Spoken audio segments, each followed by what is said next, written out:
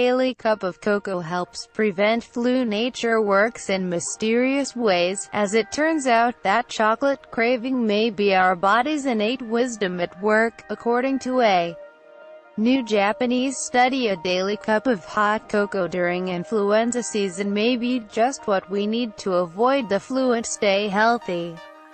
The Japanese researchers conducted a 3-part chocolate study that included cell tests, animal experiments, and human trials. In the cell studies, they found that cocoa extract inhibited the flu from taking hold in canine kidney cells. The cells had been infected with human influenza A, H1N1, H3N2, and B viruses, as well as avian flu viruses, H5N1, H5N9. In the animal trial, mice were given cocoa extract for 4 days before being infected with the flu virus. The cocoa extract had a preventative effect and significantly improved survival times of the mice. The daily dose of cocoa for the mice was equivalent to a human drinking 2 to 3 cups of a 10% cocoa solution. In other words, the amounts were close to what a person might normally drink in a cup of hot chocolate. Then, the researchers tested their findings in humans. They divided 123 people into 2 groups. Both groups were vaccinated against the influenza A, H1N1 virus for 3 weeks before and after being vaccinated. One group consumed a cup of hot chocolate every morning. The drink is commercially available in Japan under the name Cocoa to buy, and contains 360 milligrams of cocoa polyphenols per cup. The control group did not drink any cocoa. After 2 weeks, antibodies against the H1N1 virus were not significantly different between the 2 groups, but the cocoa drinking group had significantly more natural killer NK cell activity. NK cells recognize and eliminate influenza virus-infected cells in order to keep the virus from spreading. In other words, NK cell activity is an indicator of the body's natural immunity. Vaccine-induced elevations in antibodies, on the other hand, do not necessarily equate to bona fide immunity against infection, as they are only a proxy measure of effectiveness. The fact that cocoa consumption significantly increased NK cells compared to the control group suggests that drinking cocoa may inhibit influenza virus infection by stimulating natural immunity and therefore confer real-world protection against onset of the flu. Other studies had already found that chocolate elevates NK cell activity against cancer cells. The Japanese researchers believe their finding concerning the NK cell activity may suggest that cocoa polyphenols and especially procyanidins in chocolate might be effective in treating and preventing colorectal cancers and hepatitis B virus infections in humans. How does chocolate work against the flu? The researchers concluded that drinking cocoa works in 3 different ways. First, it inhibits the virus from absorbing to target cells, as shown in their cell study. Second, cocoa activates natural immunity.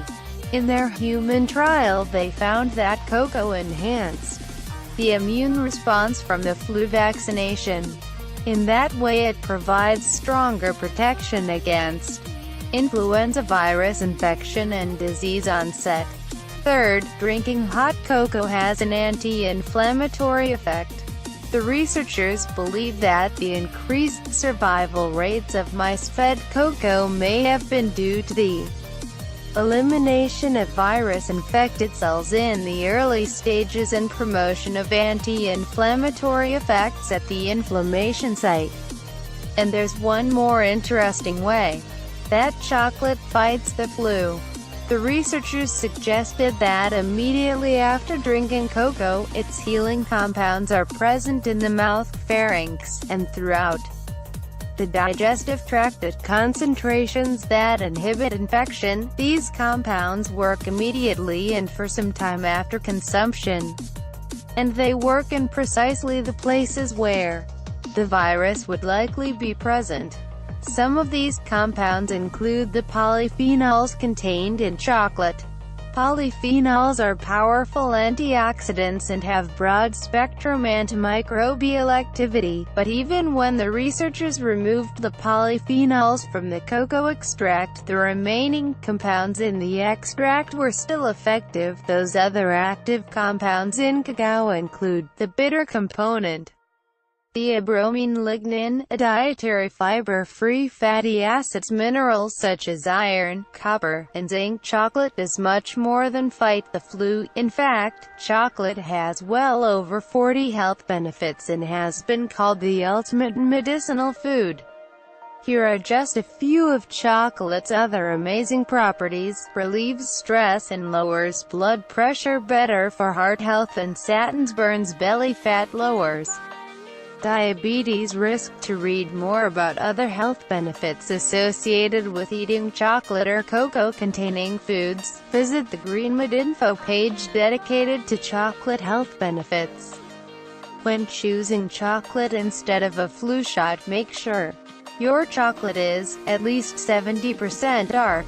The darker the chocolate, the less sugar is added, and sugar can be the difference between healthy chocolate and junk food. Raw, the more cacao is processed, the more polyphenols and flavonols are destroyed.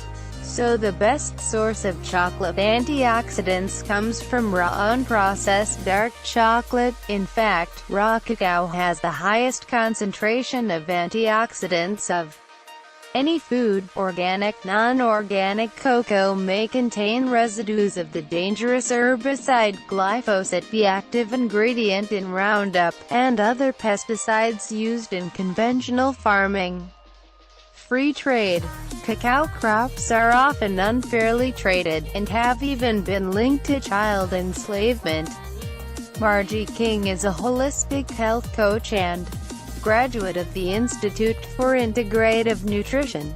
A practicing corporate attorney for 20 years, Margie left the world of business to pursue her passion for all things nutritious. For more information, see nourishingmenopause.com. This article was originally published on greenmedinfo.com. Join its free greenmedinfo.com newsletter.